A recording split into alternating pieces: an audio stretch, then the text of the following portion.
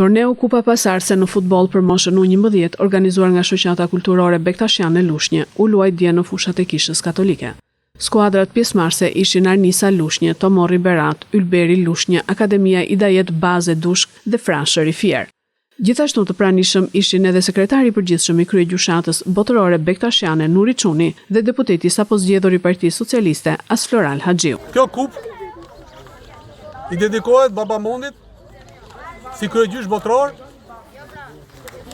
i cili jep kontributin e tij për edukimin e rinisë sportive me edukat dhe kulturë.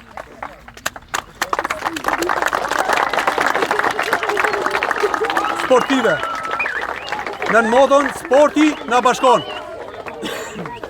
Qëllimi i këtij aktiviteti është që të edukojmë rininë sportive bektashiane me kulturën e solidaritetit, paqes, harmonisë dhe bashkëtesës midis njëri tjetrit dhe sidomos me kulturën e disiplinës dhe me ndihmën e solidaritetit ndaj njëri tjetrit. Në nder të personit për cilin bëhet kjo që është një shembull i bashkëtesës fetare për kushtimi nga i Zotit, urtësisë.